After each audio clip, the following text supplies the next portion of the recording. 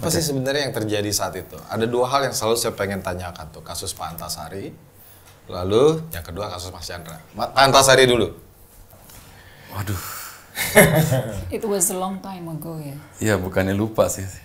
Gimana saya bicaranya ya? Tapi yang jadi buayanya itu kan polisi ya waktu itu ya. Ya itu istilah Tempo lah. Kan sekarang kan juga polisi lagi banyak disorot ya. Iya. Jadi Berarti udah sejak sejak 10 tahun yang lalu ya? Itu berapa? Lebih dari 10, 15 tahun yang lalu ya? 2009. 16 tahun yang lalu. 16 tahun yang 16 tahun yang lalu. 16 tahun. Urusannya selalu sama polisi ya? Si orang yang punya kepentingan terhadap bapaknya Ngasih ngasih ke hadiahnya anaknya. ke anaknya. Nah, itu masalah langsung dan tidak langsung. Oh, masuk juga grafik. Masuk juga. Dia merasa bahwa saya ngasih dia karena apa? Karena dia anaknya pejabat. Iya.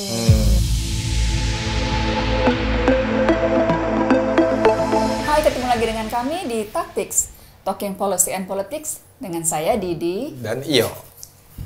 Keren nih bajunya. Masa sih? Iya, kamu. Baju murah loh, ini ketat produksi dalam sekali, negeri. Tapi Membesar. membesar. Lemaknya membesar. Belum kena efisiensi. Yoi, efisiensi. Efisiensi. Kita kedatangan tamu spesial seperti Spesial. biasa. Masih ingat nggak cicak buaya? Wah, ingat banget. Ini dia nih. Apa kabar, Mas Chandra? Baik, Aduh, Mas Chandra. baik. Ini komandan menwa aku dulu. Oh iya? Iya, di batalion 30 tahun yang lalu. 30 tahun yang Iya lalu. ya ampun. Dia satu SD loh sama aku. Oh ya? Iya. Di mana? Senior aku dulu. Cuman jauh lah ya. Jauh. Angkatan kakak aku dia. Jalan Malang. Jalan Malang di Mas pojok. Chandra, Ya. apa kabar? Kemana Baik, aja baik, selama ini? Ya begini-begini aja sih. Nggak kemana-mana. Iya, masih berpraktek hukum atau pensiun dulu? Masih. Masih ya? Masih. Untuk apa korporasi?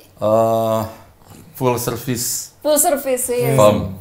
Ya, mulai dari litigasi, litigasi ke capital market, Oh, keren. banking, finance, akuisisi, merger, tax, competition, perlindungan konsumen, Perlindungan konsumen, hak cipta juga? hak cipta Oh, juga. oke, keren. Semua lah ya. Semuanya. Ya. Perceraian nggak? Perceraian. Kita menghindar itu ya. Kita menghindar untuk yang itu. Takut mengingat masa lalu. Jadi mau perceraian soalnya. Oke, ini kan Mas Chandra ini kan Ya. kalau kita selalu kenal, selalu ingat dengan kasus cicak buaya, ya kan? Iya. Ini KPK jilid 2 lah ya, Iya. Mas Chandra ya? Jilid 2. Salah Jilid satu kedua. komisioner jilid 2. Jilid 2. Jilid 2 yang paling banyak gonjang-ganjing. Waduh, Ya itu kan? ketua KPK-nya siapa waktu itu? Pak Antasari. Antasari. Esa. Oh, Pak Antasari. Ketua KPK-nya di... Kriminalisasi. Nah, itu nggak tahu tuh. Nanti Mas Chandra yang cerita tuh, ya kan? Mas Chandra-nya juga sempet kan? Sempat Masuk juga tuh. dengan Pak Bibit. Oke, Iya. kita flashback dulu nih. Apa sih sebenarnya yang terjadi saat itu? Ada dua hal yang selalu saya pengen tanyakan tuh. Kasus Pak Antasari, lalu yang kedua kasus Mas Chandra. Pak Antasari dulu. Waduh. It was a long time ago ya. Ya bukannya lupa sih. Gimana saya bicaranya ya? Jadi memang KPK jilid, jadi gini. Yang meletakkan fondasi adalah KPK jilid pertama. Ya, era Pak Ruki ya. Era Pak Ruki. Itu kita perlu kasih apresiasi tinggi lah. Semangat egaliter, keterbukaan, doktrin prinsip-prinsip gitu ya.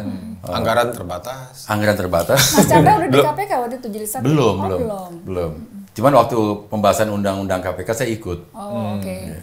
Nah, kemudian sempat mau daftar, tapi umurnya kan 40 minimum. Oh, waktu itu Masih kinyis-kinyis.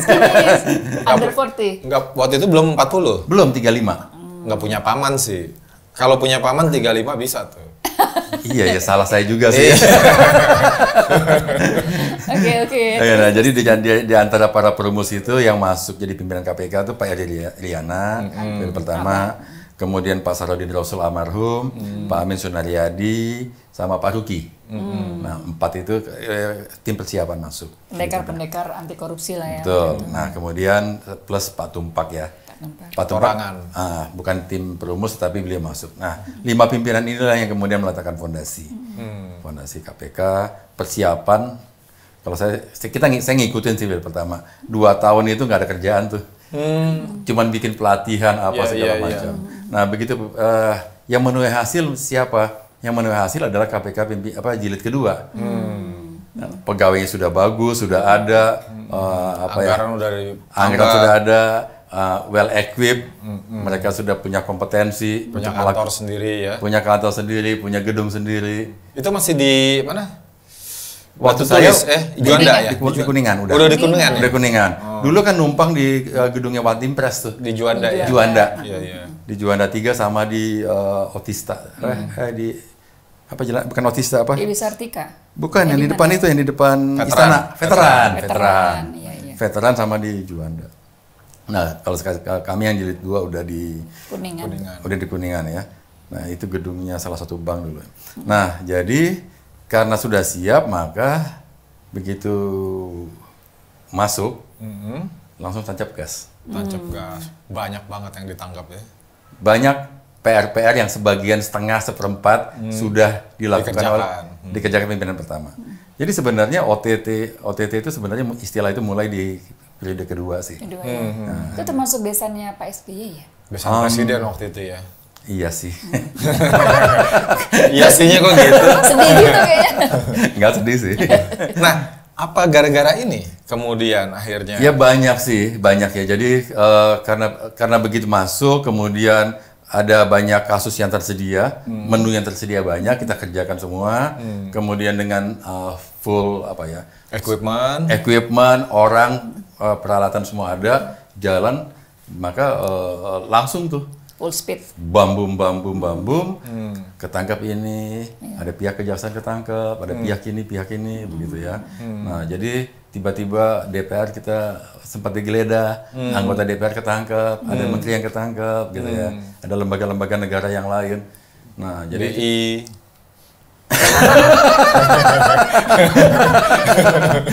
kasihan nih, mancing gitu ya. Nah, jadi tiba-tiba semua orang kaget tuh. Tiba-tiba orang kaget. OTT kita perkenalkan sebagai apa dulu ya? Sebagai satu bentuk shock terapi lah ya. Gebrakan. Ya. Tiba-tiba anggota DPR ketangkap. Ketangkap di mana? Kemudian kita bisa mengekstradisi quote unquote orang dari luar negeri. Nah, itu mungkin ya pertama-tama dalam sejarah mungkin ya. Jataran efeknya kerasa banget ya waktu itu ya. Otomatis nggak ada yang seneng lah. Iya. Terutama siapa? Terutama yang pegang kekuasaan yang nggak seneng. Sampai akhirnya dianggap KPK itu lembaga yang super body karena bisa nyadap, bisa segala macam gitu ya. Ya kan kita dikasih kewenangan. Yang bisa nyadap bukan cuma KPK. Oh. Polisi juga bisa nyadap. Ya? Undang-undangnya ada. Iya. Oh, gitu. Kejaksaan juga bisa nyadap secara undang-undang. Ya tinggal masalahnya itu digunakan secara maksimal atau baik atau tidak. Itu aja. Jadi dibilang bahwa KPK punya nyadap, seluruh penyidik korupsi bisa nyadap. Tapi benar, alatnya KPK lebih canggih dari yang punya polisi kan? Dulu katanya ibarat cicak lawan buaya. Enggak, saya nggak mau komentar lah itu ya. Mas Chandra minum kopinya dulu, nanti keburu dingin. Kayaknya luka lama. Kamu suka mengumpul. Jadi gugup saya jawabnya. Dan oke. Ikut demo nggak cicak buaya? Waduh. Ikut ya kita ya.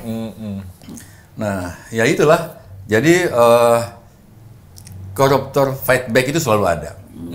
Siapa yang bisa melakukan fight back adalah orang yang punya kewenangan. Siapa yang tidak, satu punya kewenangan, satu kepentingannya terganggu. Siapa yang terganggu yang punya kewenangan lah. Bukan masyarakat sih bahagia aja ya.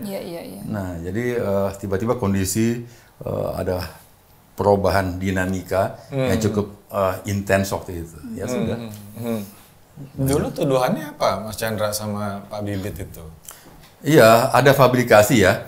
Kalau mungkin pemirsa atau penonton ini ya mau lihat aja di YouTube tuh ya, sidang Mahkamah Konstitusi. Di situ difabrikasi bahwa ada bukti-bukti yang palsu. Tahun berapa ya Mas waktu itu? 2007. 2009. 2008 akhir sudah kecium 2009 lah. Puncak-puncaknya 2009. Itu ketua MK-nya zamannya Pak Mahfud. Pak Mahfud. Nah, Pak Mahfud beberapa kali ngasih podcast tuh ya. Iya. Nah, tonton aja lah itu ya. Iya. Nah, jadi Misal Pak Bibit dibilang melakukan pertemuan di salah satu hotel, gitu kan. Ternyata Pak Bibit waktu itu ada dengan tersangka. Iya, dengan tersangka. Nah, jadi beberapa pihak yang kemudian merasa terusik dan kemudian tahu bahwa kita sedang melakukan penyelidikan terhadap sesuatu, ya kemudian ya kepentingan yang bersama common interest kali ya. Ya, itu lagi penyelidikan kasus apa waktu itu ya? Banyak sih kasusnya. Banyak ya? Banyak kasusnya, ada beberapa kasus. Tapi yang jadi buayanya itu kan polisi ya waktu itu ya. Ya itu istilah Tempo lah. Kan sekarang kan juga polisi lagi banyak disorot ya. Iya. Jadi berarti udah sejak 10 tahun yang lalu ya? Itu berapa? Lebih dari 10, 15 tahun yang lalu ya? 2009. 16 tahun yang lalu. 16 tahun yang lalu. Urusannya selalu sama polisi ya? Ini yang melakukan fabrikasi berarti polisi kan? Yang melakukan fabrikasi bukan, orang lain. Orang lain, swasta lah yang melakukan fabrikasi. Kemudian dokumen palsu itu, bukti palsu itu yang kemudian diserahkan ke penegak hukum. Ini ada bukti apa tanda tangan, apa ketemu, padahal bohong semua. Bohong semua ya. Penegak hukumnya kok percaya aja dengan bukti itu? Karena memang fabrikasi, berarti di-create. Satu rangkaian berarti. Iya, di-create memang sengaja. Jadi gini, kalau selaku penegak hukum kita harus punya yang namanya professional skepticism. Oh, oke. Apa tuh? Nggak percaya dengan segala sesuatu. Tidak percaya dengan segala Yang masih bilang itu benar tuh. Jadi ini ada buktinya nggak apa orang nyodorkan gitu. Kita bilang ini benar apa enggak? Kita harus pertanyakan semuanya. Iya. Sampai benar-benar nggak ada keraguan lagi. Ya, beyond the reasonable doubt lah. Iya. Nah itu penegak hukum harus begitu gitu loh. Cuman kalau langsung percaya ya. Cuman kadang-kadang kan orang melihat, mendengar apa yang mau dia lihat dan apa yang mau dia dengar. Iya. Gitu. Ya, bagus nih gitu ya. Tapi akhirnya menuai simpati publik ya, sampai akhirnya ada movement atau gerakan mendukung membela KPK waktu itu ya. KPK. Lebih kepada bahwa kita di Mahkamah Konstitusi bisa membuktikan bahwa ini adalah fabrikasi, evidence, bukti. Kalau nggak ada forum di Mahkamah Konstitusi, mungkin cerita akan menjadi lain. Gitu. Bahwa ini adalah dokumen-dokumen palsu semua, ada rencana untuk begini. Kita hadirkan semua rekaman di Mahkamah Konstitusi. Mungkin untuk generasi-generasi milenial ya, Gen Z dan selanjutnya ya silakan aja lihat lagi. Tapi waktu itu kerusakan sudah terjadi ya? Sudah terjadi. Sudah ditarik sebagai... Dihentikan sementara, dijadikan tersangka, dan ditahan. Berapa lama waktu itu ditahan? Juga? Sempat lah. Berapa lama Mas? Ya lumayan entah semingguan gitu lah. Semingguan ya. Kalau Ahok setahunan ya? Setahunan. Kata Ahok itu dia lagi ambil S2. Iya. Karena ditahan. jadi banyak baca buku. Bloknya sama lagi sama Ahok. Oh, di sana juga ya? Di Makobrimob. Sempat. Terus nggak kembali lagi ke posisi semula sesudah pemulihan dari MK itu? Nah setelah di MK dikembalikan. Jadi pimpinan KPK lagi. Sampai selesai periode. Sampai selesai periode 2011. Nah begitu jadi pimpinan KPK lagi, itu yang kemudian kita berhasil membawa beberapa orang. Masukin lagi. Dari luar negeri. Oh, dari luar negeri. Oh, oke. Saya ingat terakhir itu 2 November, sekitar November 2011 ya. Nah, ada satu tersangka kita yang melarikan diri ke luar negeri. Nah, kita melakukan operasi sendiri, cukup lama. Habis itu kasus apa waktu itu ya? Korupsi. BLBI ya? BLBI atau apa tuh?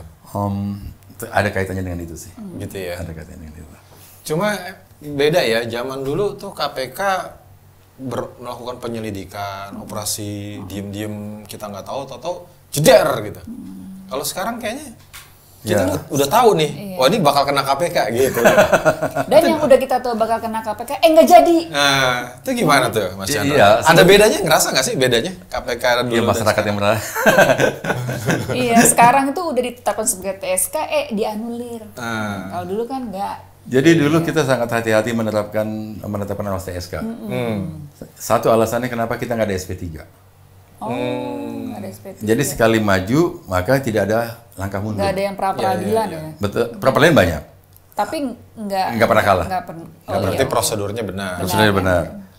Nah kemudian setelah jadi TSK maka buktinya sudah cukup. Karena itu kita nggak sembarangan menetapkan orang sebagai TSK. Begitu juga dengan menahan orang. Menahan orang kita maksimal waktu itu 20 pas 40, 60 hari lah. 60 hari. Habis itu langsung limpah ke pengadilan. Jadi tingkat kehati-hatian itu mesti tinggi sih. Harusnya seluruh penegak hukum begitu, harusnya sih. Jadi nggak sembarangan menetapkan orang sebagai TSK. Iya benar. Nah kalau menilai KPK sekarang, tambah kuat apa tambah lemah, Mas Chandra? Kalau sekarang kita belum bisa nilai ya, yang periode sekarang ya. Nggak setelah undang-undangnya diperbarui. Kan kemarin Desember baru dilantik, ya baru 100 hari lah. Jadi belum bisa kita nilai terlampau. Kan perubahannya udah 2019. Betul. Periode yang sekarang belum. Nah, tetapi kalau yang dari 2019, kan dulu kan undang-undang itu kan dibuat untuk memperkuat KPK. Katanya begitu. Ada beberapa nama yang menyebutkan begitu. Kita tagih yuk. Mungkin kuat nggak? Sebenarnya ada satu yang jelas-jelas itu kan yang fatalnya adalah tadinya kan independen ya. Iya. Kemudian dengan perubahan itu menjadi rumpun eksekutif. Iya. Artinya punya apa namanya? Iya. Bertanggung jawab kepada pimpinan tertinggi eksekutif. Iya, dimasukkan dalam rumpun eksekutif. Ini permasalahannya adalah bahwa dalam negara modern itu ada yang namanya auxiliary body. Jadi nggak harus eksekutif, tertinggi, eksekutif, legislatif dan yudikatif. Itu kan teori klasiknya si Montesquieu, John Locke gitu ya.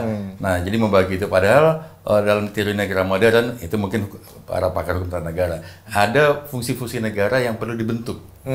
Nah, itu yang namanya auxiliary body. Nah, salah satunya KPK. Di situ juga ada KPPU, persaingan usaha, rumpun mana gitu kan. Jadi kalau mengkotakkan tiga itu terlampau, itu teori yang sudah lama lah. Jadi nggak perlu disebut juga. Tetapi yang jelas semuanya adalah bagian dari administratif. Bukan super body jadi. Bukan super body. Nah, undang-undang ini yang paling fatal adalah sifat independennya pegawai. Ya, jadi kalau secara teori, kalau Anda ingin menguasai suatu institusi, pegang dua aspek. Satu finansial, kedua SDM. Nah, kalau ingin menghancurkan, hancurkan dua-duanya. Maka hancur tuh. Nah, SDM KPK, rekrutmennya akhirnya tidak independen. Rekrutmen tidak independen. Independen itu maksudnya melalui rekrutmennya dulu kan boleh KPK sendiri yang rekrut pegawai. Yang pegawai sekarang mesti ke BAKN apa? Jalur PNS biasa. Jalur PNS biasa. Dan itu menurut saya sih bermasalah. Bermasalah. Kenapa, Mas? Karena independensinya hilang. Independensinya hilang gitu ya. Banyak titipan ya berarti. Nggak independen itu artinya? Ya. Memberhentikan, memecat, menilainya itu sangat tergantung orang lain. Iya. Kalau kita bisa lihat ya, bahwa Polri pun itu nggak di bawah undang-undang ASN. Nggak di bawah undang-undang ASN. Kejaksaan di bawah undang-undang ASN. Fleksibilitas bekerja, jam kerja, kita nggak bisa disamakan dengan ASN yang lain. Gitu. Nah, itu yang mengganggu ritme. Jam 4 pulang, jam 6 pulang itu kan, itu nggak bisa. TNI kan sendiri juga ya rekrutmennya. TNI sendiri, bukan ASN. Jadi ini berubah sejak perubahan Undang-Undang 2019, dimasukin sebagai ASN. Padahal Polri sendiri bukan ASN, polisi sendiri bukan ASN. Yang beda gitu loh. Jadi harusnya penegak hukum itu tidak bisa dikategorikan sebagai ASN. Atau tunduk pada undang-undang ASN, nggak bisa gitu loh. Karena jam kerjanya sangat berbeda. Bebannya sangat berbeda. 24/7 soalnya kan. Iya. Kewajibannya. Bukan Senin sampai Jumat. Betul. Kadang-kadang ya bisa udah operasi segala macam ya 3 hari libur bisa aja. Masa dianggap nggak masuk? Iya. Oke. Nah, ini kalau sekarang kita ngerasa berarti terkonfirm lah ya, Mas Chandra yang pernah di sana bahwa masyarakat merasa KPK semakin lemah gitu ya. Tetapi ini menarik nih. Kalau misalnya KPK lemah, artinya kan pemberantasan korupsi juga jalan di tempat.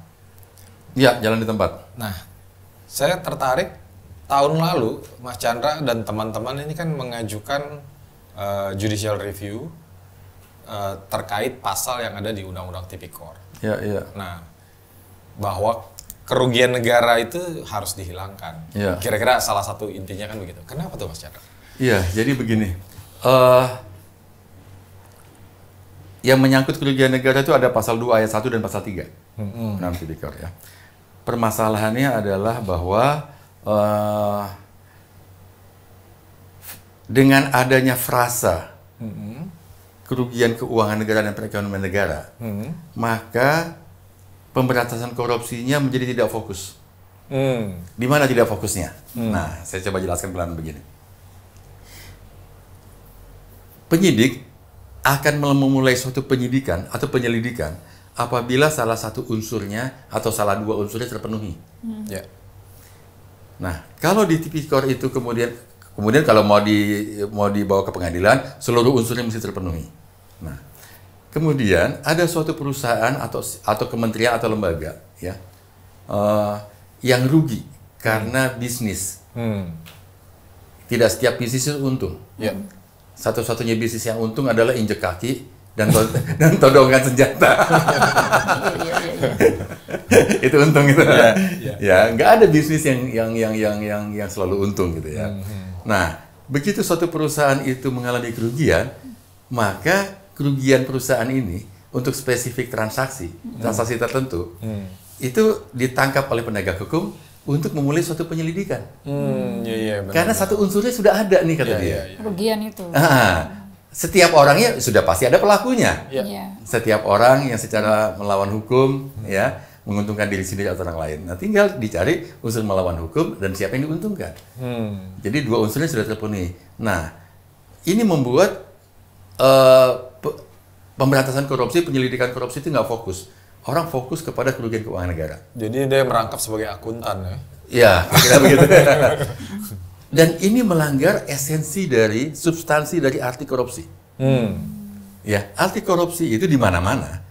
Ya, dalam best practice, international best practice, yang kemudian di UNCSC, itu adalah menyalahgunakan kewenangan. Atau jabatan, abuse the power, atau function, kewenangan, authority yang dia punya, untuk menguntungkan diri sendiri atau orang lain. Itu esensi korupsi. Ya. Bukan merugikan keuangan negara. Untung rugi gitu. Bukan untung rugi.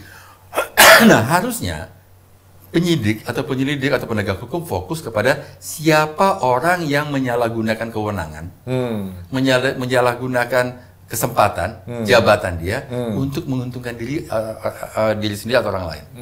Jadi cari dulu fraudnya di situ. Gitu ya. Artinya misalnya kita bicara nih BUMN. BUMN ini untung terus. Ya. Ternyata sebenarnya dia juga ada penyalahgunaan wewenang di situ ya. Betul. Menguntungkan diri ya. Betul. Nah, saya ambil contoh begini. Saya ambil cerita begini. BUMN ini bisa untung 10 triliun. Ya, 10 rupiah lah. Oh, Ya. 10 rupiah. Oke. Ini kan contoh. Ya malu dong, masa BUMN 10 rupiah. Ya, 10 rupiah ya. 10 rupiah. Tetapi karena ada seseorang yang menyalahgunakan kewenangan, maka BUMN itu untungnya hanya 7. 3-nya diambil sama temannya karena dia melakukan fraud, menyalahgunakan kewenangan. Itu bisa diproses harusnya. Tidak harus ada statement bahwa ini merugikan Nggak perlu. perusahaan. Unsur kerugian negara itu nggak ada. Nah, di pasal 19 di UNCSC nggak ada unsur kerugian negara. Oke, UNCSC bisa dijelaskan? Ya, UNCSC United Nations Convention Against Corruption. Oke. Itu adalah konvensi internasional dan Indonesia sudah tanda tangan tanpa reservasi. Artinya tanpa ada catatan. Singapura masih mencatat kalau nggak salah ya. Waktu zaman saya ada reservasi. Nah, si Indonesia sudah tanda tangan full, sudah dibuat undang-undangnya, pengesahan UNCSC tahun 2006. Nah, di UNCSC itu nggak ada sama sekali unsur kerugian negara. Tapi yang dinyatakan di situ. Dinyatakan di situ ada extortion, pemerasan, bribery, dan ada penyalahgunaan kewenangan. Sebagai pejabat publik. Sebagai pejabat publik. Okay. Jadi korupsi itu hanya bisa dilakukan oleh orang yang punya kewenangan. Orang yang nggak punya kewenangan nggak bisa melakukan korupsi. Dia hanya bisa membantu si yang punya kewenangan untuk melakukan korupsi. Gitu. Ini semisal nih, saya pejabat publik. Ya. Di aturannya misalnya saya kan dapat hak pengawalan. Ketika istri saya dapat hak pengawalan, padahal nggak diatur di situ. Pengawalan buat saya aja, istri saya atau anak saya dapat pengawalan, itu termasuk korupsi. Korupsi. Penyalahgunaan wewenang. Menyalahgunakan kewenangan. Iya. Mobil dinas harusnya pakai sedan 2500 cc, Iya. pakai sedan 3500 cc, korupsi. Korupsi. Oke. Jadi yang harus dilakukan oleh pejabat publik, kalau saya boleh saran, tulis hak Anda apa aja. Hak saya adalah gaji 1 juta umpama. Tulis. Hak apa? Pengobatan. Berapa? Ad-cost atau berapa? Mobil berapa? Berapa cc? 2000 cc lah umpama ya. 2000 cc. Tulis semuanya. Nah, di luar itu, maka saya bisa saya nyatakan, di luar itu haram. Iya. Di luar itu haram. Jadi Karena bukan haknya itu. Bukan haknya. Jadi saya ngajak teman-teman pejabat negara ya, memberantas korupsi dengan mengidentifikasi berapa sebenarnya hak saya. Di luar bukan hak saya, Anda nggak boleh menerima. Kalau saya tambahin, anggarannya 2000 cc, tapi saya biasanya pakai V6 nih mobilnya, minimal 3000 cc. Karena dipinjemin. Saya tambahin boleh nggak? Jadi beli yang 3000 cc. Ya, itu mencampur adukan yang hak sama yang batil. Iya. Nggak boleh juga ya? Itu sama aja begini. Maksudnya jalan-jalan, perjalanan dinas, Ya. keluar kota, nginep di hotel. Ya. Buat Anda sendiri kan? Ya. Nah, tiba-tiba ada anak Anda yang nginep di situ, ada istri Anda nginep di situ. Boleh nggak? Padahal hotel itu digunakan untuk Anda sendiri. Nah, itu mencampur adukan itu. Campur adukan ya. Oke, jadi nggak boleh ya? Di KPK dulu yang kita lakukan adalah ya, kalau itu nggak ada keluarga ikut. Sama sekali kita pakai budaya yang sangat strict ya. Perjalanan dinas hanya dilakukan oleh karyawan yang bersangkutan. Nggak boleh ngajak anak, nggak boleh ngajak istri. Ya kita dimarahin istri juga sih. Iya nggak apa-apa juga sih. daripada dimarahin masyarakat ya. Betul. Nah, kita nggak boleh bawa. Nah, setelah urusan selesai, nanti ya balik lagi. Jalan-jalan sendiri. Jalan-jalan sendiri lah, ambil cuti lah. Takut bocor juga ya? Iya. Ngajak istri. Keceplosan. Ya nggak mungkin juga. Satu keceplosan, nggak mungkin juga Udah kemarin gitu foto-foto flexing posting di sosmed. Ketahuan deh lagi padahal ngintip. perjalanan dinas. Ya kan banyaknya begitu Akibatnya ketahuannya. begitu ya. Akibatnya begitu.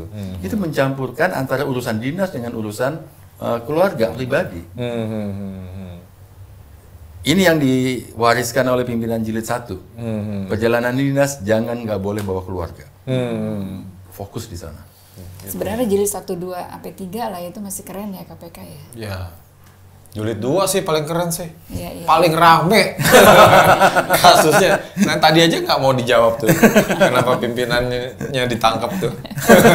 Masih jadi misteri. Politis. 30 tahun lagi kayaknya baru dibuka ya. Iya. Kerahasiaan dulu. Oke, nah kembali tadi. Berarti ini semangatnya justru makin memperkuat KPK atau urusan penindakan korupsi supaya fokus hanya pada penyalahgunaan wewenang ya. Betul. Bukan soal kerugian atau keuntungan negara. Nah, tapi kan kemarin ini kan ada beberapa kasus orang yang kena karena berangkat dari kerugian. Berarti itu korban dari pasal ini atau gimana tuh? Beberapa, saya nggak mau sebut spesifik kasus ya. Iya. Nanti dianggap mengevaluasi. Beberapa saya anggap itu adalah apa namanya ya? Kesalahan. Saya kenal beberapa person yang sudah dihukum ya. Dia nggak salah. Dia nggak salah, dia hanya menjalankan tugas apa segala macam, akhirnya dihukum kena. Nah menurut saya itu ya zolim lah. Gitu ya. Itu zolim. Itu karena salah membuat policy di dalam perusahaan atau bagaimana? Bukan. Jadi penegak hukum salah menafsirkan pasal 2. Menafsirkan pasal 2 memulai dari kerugian keuangan negara. Oke. Padahal prosesnya benar. Prosesnya benar. Prosesnya benar, nggak ada kickback. Jadi selama prosesnya benar, governance-nya dijaga, nggak ada kickback, nggak ada hengki-pengki, ya, nggak ada beri-beri. Ini benar-benar rugi usaha gitu. Rugi ya? usaha. Karena jadi dianggap karena ada kerugian. Terjadi pelanggaran karena tadi itu. Iya. Kerugian negara. Kan jadi kalau akhirnya mulai dari situ, maka periksa aja seluruh perusahaan, mana yang rugi, panggil-panggilin aja. Wah, Iya. pas COVID banyak banget tuh yang kena KPK dong kalau Berapa gitu. banyak yang dipanggil? Berapa banyak? Iya. Untung kalau yang manggil itu penegak hukum yang jujur. Kalau yang penegak hukum yang nggak jujur, udah capek dipanggil. Iya. Berapa banyak biaya sumber daya manusia yang mesti dihabiskan untuk memanggil yang sebenarnya bukan korupsi. Padahal dia potensial untuk mengembangkan Betul. badannya ya. Betul. Nah, juga soal kerugian ini kan juga bisa multitafsir nih. Apa yang disebut kerugian? Ada yang namanya potential loss. Jadi dia belum benar-benar rugi, baru potential loss. Baru rugi ketika itu dieksekusi. Betul. Misalnya kayak saham gitu ya. Surat berharga lah. Ya, surat berharga lah ya. Kita lagi turun, kalau kita jual hari ini kita rugi. Tapi kalau kita diemin, dia cuma jatuhnya potential loss. Nah, dari kasus-kasus ini yang dianggap kerugian tuh yang seperti apa? Itu masalah karena frasa itu masih ada di situ. Nah, harusnya perdebatan itu nggak ada. Dulu negara menyuruh kita untuk beli sukuk, beli ori dengan harga sekian. ya. Nah, begitu di tahun keberapa, setiap tahun harus dilakukan mark to market. Ya. Harus tuh, Ya. secara akuntansi. Betul. Begitu mark to market, harganya di secondary marketnya lagi turun. Lagi turun. Rugi dong. Iya. Ya udah, periksa aja. Kasihan ya. Kasihan ya kalau gitu ya. Makanya Banyak yang kena tuh. Ada yang namanya fixed income. Kalau di reksadana atau karena ya itu tadi meminimais potensi kerugian itu. Tapi kan akan terjadi. kuponnya bisa lagi turun juga. Lagi Iya, turun, iya. harganya lagi turun. Gitu. Kalau di reksadana mungkin itu bisa dibalance Di-average, ya dengan bermacam-macam produk gitu ya. Nah, cuman kalau yang beli surat berharga ori misalnya gitu, atau sukuk atau apa. Yang nggak lewat reksadana. Ya sudah. Iya. Banyak tuh perusahaan itu. Iya. Begitu mark to market, unrealized loss. Benar. Ya unrealized. Iya. Oke. Jadi Selanjutnya? nah, sekarang ini kan ada perubahan juga ya. Ketika misalnya nih usulannya nanti apa, Mas Chandra, dari perubahan pasal itu? Iya, jadi sebenarnya kalau saya boleh sedikit tambahkan ya. Iya. Sebenarnya pasal ini dulu digunakan untuk mengantisipasi akal-akalan orang zaman nasionalisasi perusahaan Belanda. Oh, itu asal muasalnya tuh. Asal muasalnya. Semangatnya itu. Betul. Oke. Asal muasalnya ini pasal dibuat untuk mengantisipasi akal-akalan orang hukum, orang hukum juga ya, mengakali untuk menghindari nasionalisasi. Dan kemudian dalam memoarnya Nasution bilang, bicara dengan Jaksa Agung waktu itu ya. Ini Pak Nasution yang bikin berarti? Jenderal Abdul Haris Nasution. Sebagai apa dia waktu itu? Sebagai pemimpin tinggi penguasa perang pusat. Oke. Penguasa perang pusat Tahun itu berapa ya, Mas? itu tahun 57. 57. Kamu kelas berapa waktu itu? Belum lahir. Dibuat pun belum. Ketemu pun belum. Nah, penguasa perang pusat mengakali karena kita ada program nasionalisasi. Ya. Nah, Nasution bilang bahwa Nasution menduga atau mendeteksi supaya tidak dinasionalisasi, perusahaan ini dialihkan ke pribumi. Pengalihannya akal-akalan, perjanjiannya sah. Iya. Semuanya sah. Nah, karena jadi milik pribumi, maka tidak bisa dinasionalisasi. Padahal pengalihan ini adalah akal-akalan. Untuk mengantisipasi akal-akalan itu, maka hadirlah pasal ini. Nah, itu Nasution sendiri bilang bahwa ini adalah akrobatik yuridis. Dalam bukunya sendiri. Kebutuhan saat itu. Kebutuhan saat itu. Tapi kenapa diadopt sama kita dalam undang-undang itu?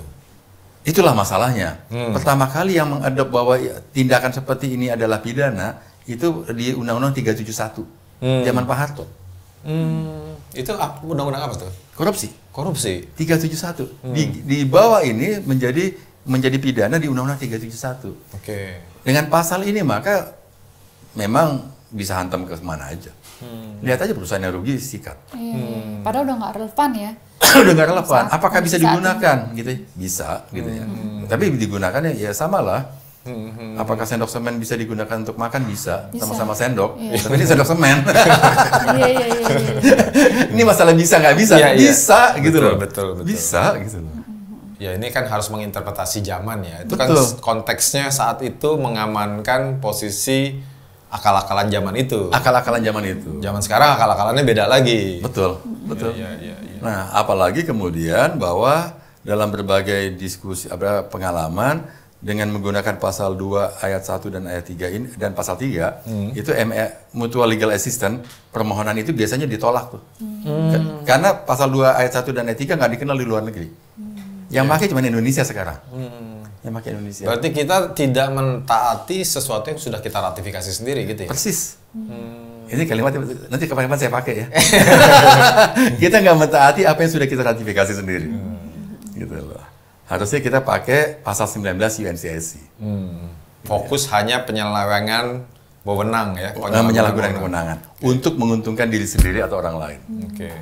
Sekarang prosesnya udah sampai mana, Mas? Itu yang ngajukan bukan saya, yang ngajukan adalah beberapa teman dan saya diminta untuk jadi ahli lah di sana. Lawyernya di situ. Oh, ahli. Nah, bukan cuma saya. Iya. Ada Pak Amin Sunaryadi. Oh, mantan komisioner ya rata-rata. Liliana Harja Pamekasan. Si abad ya. Pendiri KPK dulu lah. Ya, artinya kan memang mereka-mereka yang sudah memahami betul proses penyelidikan, penyidikan di situ ya. Sebenarnya kalau selalu ada pertanyaan gitu ya, kenapa baru sekarang? Sebenarnya enggak. Zaman saya tuh Undang-Undang 3199 ini itu kita sudah diskusi dengan Kementerian Hukum dan HAM. Waktu itu ada Pak Nasruddin siapa? Kita udah bahas mau ngerubah ini, memperbaiki Undang-Undang Tipikor.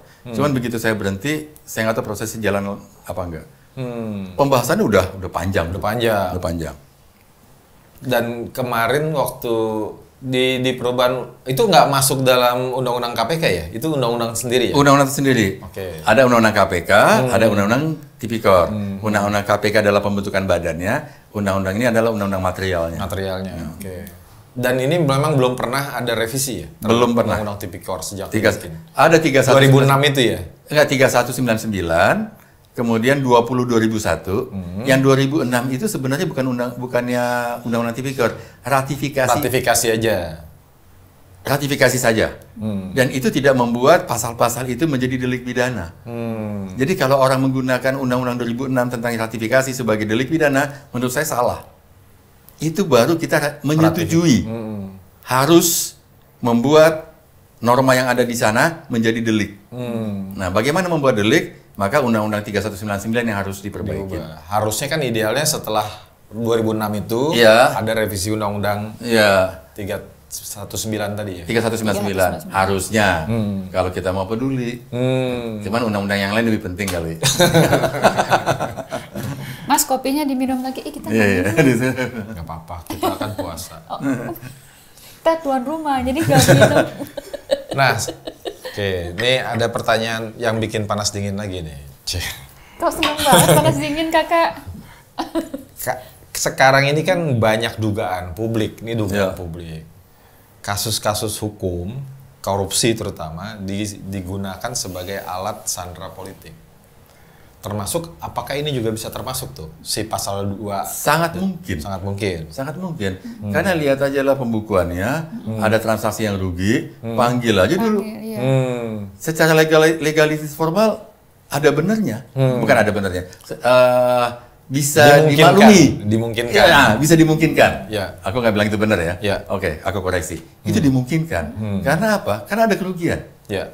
Ini keuangan negara? Iya. BUMN keuangan negara? Iya. Kementerian Keuangan Negara? Iya. Ya. Kemudian ada kerugian keuangan negara. Klop. Ya. Maka dimungkinkan untuk melakukan pemanggilan. Dimungkinkan untuk dibuka penyelidikan. Dimungkinkan. Ya. Karena setiap orangnya sudah tinggal cari pelakunya siapa. Oke. Ya nggak mungkin makhluk gaib yang melakukan.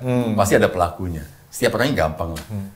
Nah, hal lain, tadi satu hal. Hal lain yang kedua, karena ada pasal itu, bisa nggak membuat pejabat atau mungkin direksi jadi enggan berinovasi atau melakukan terobosan-terobosan karena takut nih. Takut rugi. Betul. Gitu ya? Betul. Ya. Karena misalnya budget R&D kan tinggi. Padahal kita perlu belum inovasi. menghasilkan. R&D kan biaya itu kan. Iya. Terus karena R&D yang besar itu budgetnya, lalu membuat bisa fail juga. Profitnya menurun. Itu aja kan dianggap ini. Rugi. Itu ada kasusnya juga tuh. Iya. Profitnya menurun. Bukan profit ya. R&D itu fail ya? Fail gagal. Iya. belum menghasilkan apa-apa, sudah dianggap kerugian. dianggap rugi. Makanya nggak berani melakukan riset jadinya. Riset nggak mungkin setahun. Iya. Itu yang pertama. Riset nggak mungkin setahun. Nah, itu yang pertama ya. Karena nggak mungkin setahun, sementara buku perusahaan itu setahun. Jadi nggak bisa dibukukan. Dibukukan sebagai rugi. Iya. Biaya. Biaya yang tidak Maaf ya, menghasilkan. biaya, betul. Dibukukan sebagai biaya. Iya ya. Bener, harus diubah berarti. di JR. Artinya kalau ini berhasil atau kemudian terjadi perubahan pasal itu diperbaiki atau undang-undang itu diperbaiki, minimal 2 hal itu terobati ya. Satu, yang tadi penyalahgunaan atau penyanderaan kasus jadi berkurang. Iya. Penyanderaan kasus politisasi kasus itu berkurang. Kedua, orang lebih punya keberanian gitu ya untuk melakukan terobosan, inovasi, melakukan diskresi dan sebagainya. Dan yang ketiga, bisa menangkap, mengcapture pelaku korupsi yang sesungguhnya yang selama ini lolos-lolos saja. Berlindung di balik keuntungan. Ya. Dibilang nggak ada kerugian negara. Tapi dia menyalahgunakan kewenangan, dia dapat keuntungan pribadi. Ya oke, silakan diidentifikasi sendirilah. Siapa orang yang menyalahgunakan kewenangan, kemudian mendapatkan keuntungan pribadi. Kalau nggak salah Pak Jokowi dulu supaya membuat orang nggak takut melakukan terobosan, kan sempat keluarin Perpres atau apa, bahwa berhak melakukan diskresi atau apa. Iya, menurut saya itu bukan obat. Nggak kuat ya? Bukan obat sama sekali. Bukan obat. Karena diskresi itu adalah ruang kosong. Yang ada di dalam kewenangan. Nah, ruang kosong ini yang nggak ada aturan. Nah, jadi kalau pagar kiri, pagar kanan umpama ya. Nah, aturan ada di sini, maka diskresi itu adalah ruang antara aturan dengan kewenangan. Tetap aja batasannya kewenangan. Di luar kewenangan itu bukan diskresi, tetapi adalah melampaui kewenangan.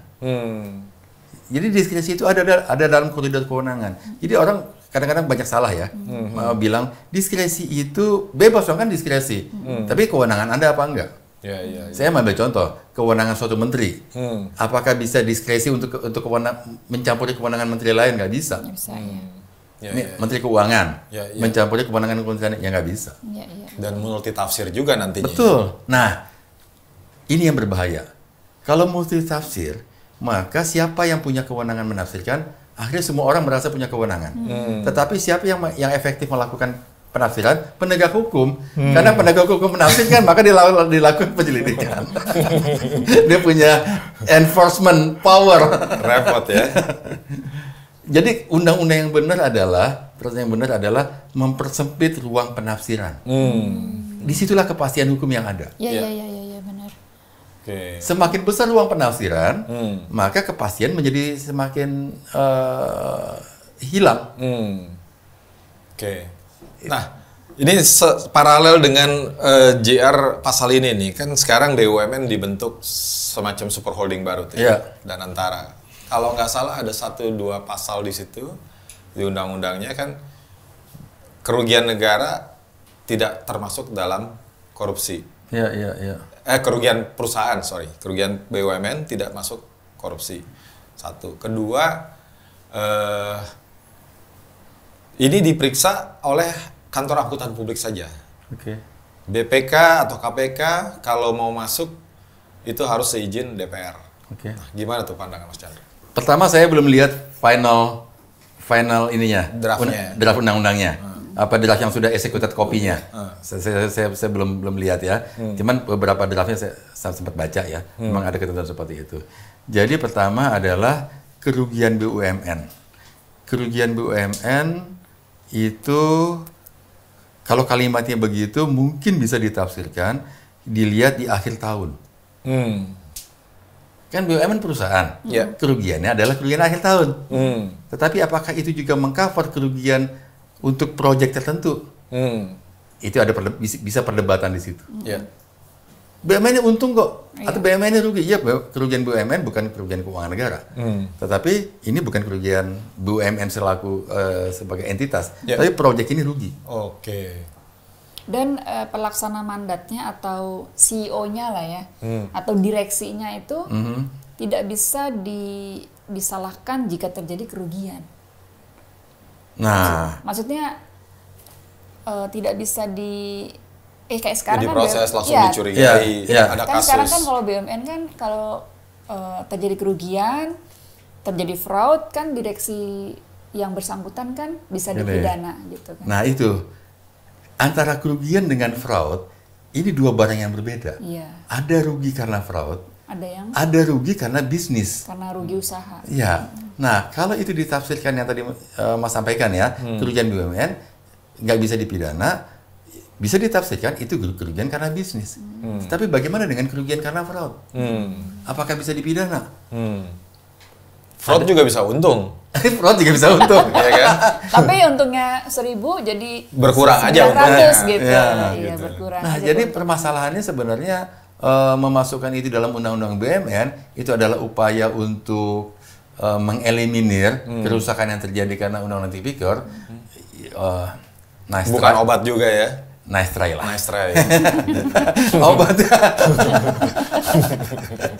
Obatnya adalah memperbaiki undang-undang korupsinya. Iya. Undang-undang korupsinya, apa itu suatu perbuatan pidana jahat korupsi? Itu yang perlu dirumuskan dan harus dipahami sama-sama. Itu caranya. Jadi Itu bukan BUMN. berkas sudah masuk ke MK.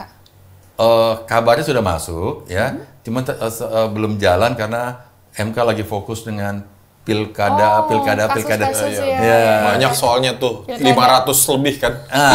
200 separuhnya sengketa kan. Separuhnya sengketa dan itu ada apa ya? Ada timelinenya, ada mesti tanggat. diputuskan ya. Kalau nggak dilantik-lantik ini. Mesti diwacanakan terus supaya segera diproses sama MK. Oke, artinya ketika nanti undang-undang Tipikornya diperbaiki, dia tetap bisa masuk ke super holding ini nanti juga ya? Bisa aja. Nanti kita kalau yang sudah diperbaiki ya.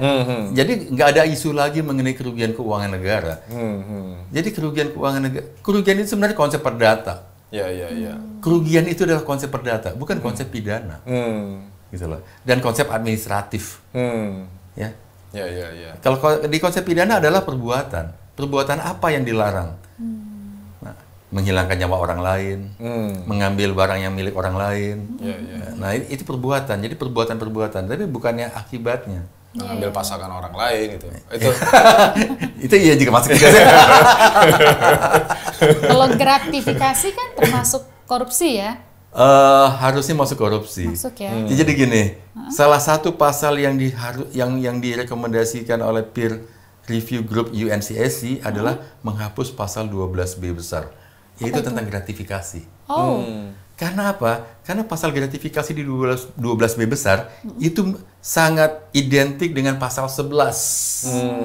Memberikan sesuatu karena jabatan. Jadi ada redundancy di sini dengan hukuman yang berbeda.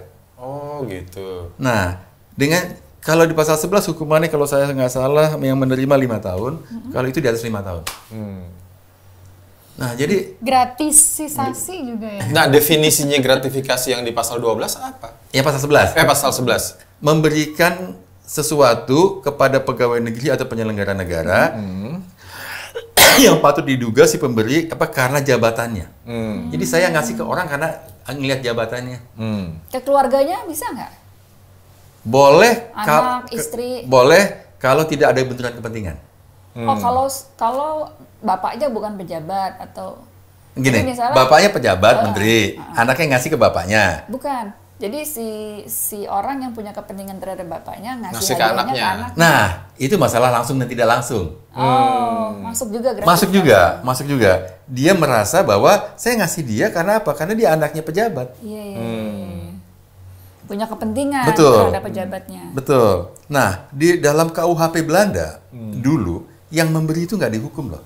Oh, yang menerima aja. Yang menerima. Iya.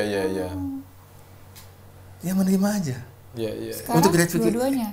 Nah, sekarang dua-duanya. Nah, karena dua-duanya akibatnya si pemberi nggak akan berani mau nyanyi. Ngapain saya nyanyi? Kena Harus juga. Kena juga. Cuma di KUHP Belanda dulu, yang sekarang masih berlaku ya, itu nggak dihukum. Dia menjadi kolaboratif. Betul. Gitu ya. Betul. Jadi, Kalau misalnya Kolaboratif justice udah jadinya. udah ngasih, tapi ternyata proyeknya nggak menang, tendernya nggak menang. nah, kalau itu suap. Suap ya? Itu bukan Tapi kan gratifikasi. gratifikasi. Itu suap. Beda Itu lagi. suap. Beda ya? Beda. Oh iya. suap. Kalau gratifikasi ngasih begitu aja. Ngasih gitu aja, nggak pengen supaya apa gitu. Enggak, Tanam budi. Tanam budi. Ijon. Ijon. Oke. Gratifikasi itu ijon lah. Termasuk yang nebeng pesawat pribadi itu ya? Iya, itu tapi kenapa mandak tuh Mas Chandra kira-kira ya kasus itu? Saya ya? bukan penegak hukum. Dari perspektif sebagai bekas orang KPK gitu, kenapa? Saya nggak tahu persis kasusnya kayak apa.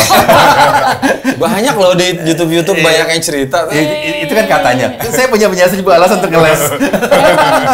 Ngelesisasi. Oke deh pemirsa, netizen yang budiman, masih ada pertanyaan nggak? Ya udah deh, banyak yang dihindarin juga. Ngelesisasi tadi. Ini aja dah terakhir, masih sering ngumpul-ngumpul nggak sih sama mantan komisioner di era 2 itu, jilid 2? Mas, kalau dengan Pak Bibit udah agak jarang ya dengan Pak Anu. Saya masih sering komunikasi dengan Pak Amin Sunaryadi. Oh ya, bareng-bareng juga di hari ya. Pak Edi Diana sama Pak Taufik Rahman Ruki. Pak Ruki. Beberapa kali juga dengan Pak Tumpak tuh masih ada komunikasi lah gitu. Sama Pak Antasari? Ya mungkin karena apa ya? Pengen nanya lagi tadi tuh, kenapa itu kasusnya? Tanya Pak Antasari aja lah. Ngelesisasi lagi. Ya udah, mudah-mudahan sehat semua Mas Chandra, Sama-sama, teman-teman, dan masih terus bisa memantau nih soal pemberantasan korupsi karena IPK kita turun loh. Bukan IPK kita Balik ke awal. 2014 kita dapat nilai 34. Iya. 2014. Iya. Ya. 2000 kemarin juga dapat 34. Berarti Nggak bergerak. Jalan lompat. Sebenarnya bergerak Sempat ke atas, naik, turun lagi. iya. Nah, mulai turun ini kapan? Di 2019. 2019 itu paling bagus, habis itu turun. Sekarang agak naik lagi 3,7. Nah, jadi kalau kita mau benahin hukum negara ini, ya, saya ngajak pemerintah ya, Pak Prabowo sekarang ya, indikator penegakan hukum tolong dijadikan target dong. Iya, betulnya enggak ya? Nggak pernah ada dalam sejarah Republik. Jadikanlah target. Jadi bukan cuma indikator ekonomi. Indikator ekonomi betul, tingkat kemiskinan, pertumbuhan. Rasio ya jadi Itu bagus, itu benar gitu. Cuman kenapa kita nggak berpikir untuk juga menyertakan indikator penegakan hukum? Nah, CPI salah satunya, atau yang lain. Dulu pernah ada easy doing business, atau indikator HAM, perlindungan HAM. Itu ada tuh indikatornya. Dijadikan itu aja target. CPI belum jadi indikator, tapi semangatnya kan udah ada. Mengejar koruptor sampai ke Antartika. Iya. Antar kita. Kalau kelewatan jadi Antartika, yang antar kitanya enggak. Ya semangat itu udah ada dari dulu. Setiap presiden begitulah. Semangat ya. Semangat. Tagline. Oke. Terima kasih pemirsa yang budiman, netizen yang budiman. Kalau ada pertanyaan nih buat Mas Chandra, silakan di kolom komentar. Jangan lupa subscribe, di like juga, karena kita akan ketemu lagi di episode selanjutnya yang lebih seru. Sampai jumpa. Terima kasih. Terima kasih.